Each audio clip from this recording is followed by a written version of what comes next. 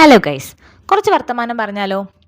നമ്മൾ പലപ്പോഴും പല മനുഷ്യരുടെയും അവർക്ക് ഓർക്കാൻ ഇഷ്ടപ്പെടാത്ത ഒരു ഭൂതകാലത്തിൻ്റെ ഭാഗമായിരിക്കാം.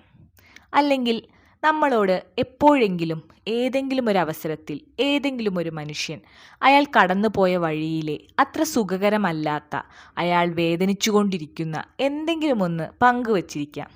ഇനി അതൊന്നുമല്ലെങ്കിൽ ഏതെങ്കിലും ഒരു ഏടുകൾ ചികഞ്ഞു പോകുമ്പോൾ ചിലരുടെയെങ്കിലും പിന്നിട്ട വഴികൾ നമ്മുടെ കയ്യിൽ തടഞ്ഞേക്കാം. എന്തു തന്നെയായാലും അതൊന്നും ഉപയോഗിച്ച് ഒരു മനുഷ്യനെയും നമ്മൾ നോവിക്കരുത്. പഠിച്ചും തിരുത്തിയും അങ്ങനെ മുന്നോട്ട് പോകുന്നത് തന്നെയാണ് ജീവിതം. മറ്റൊരു തരത്തിൽ പറഞ്ഞാൽ ജീവിതം മുഴുവൻ ഈ തെറ്റുകളും അത് തിരുത്തി മുന്നേറുന്നതുമായിട്ടുള്ള ഒരു ഞാണിമ്മ കളിയാണ്. നമ്മൾ കാരണം മറ്റൊരാൾ മൂവ് ഓൺ ആവാതിരിക്കരുത്.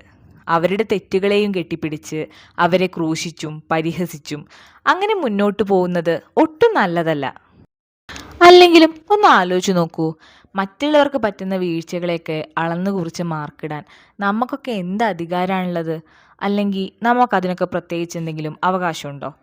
നമുക്ക് ജീവിതത്തിൽ എന്തായി തീർന്നാലും അല്ലെങ്കിൽ നമ്മളിനി ഒന്നും ആയില്ലെങ്കിലും അറ്റ്ലീസ്റ്റ് നമ്മൾ മനുഷ്യരാവണ്ടേ? അതിലിപ്പോൾ ദേഷ്യവും വെറുപ്പും അല്ലാതെ ഒരുപാട് വികാരങ്ങളുണ്ട്. ആളുകളെ സമാശ്വസിപ്പിക്കാനും ചേർത്ത് പിടിക്കാനും ഓ സാരമില്ല പോട്ടെ എന്നൊക്കെ പറഞ്ഞ് തോളത്ത് തട്ടാനൊക്കെ നമുക്ക് സാധിക്കണ്ടേ?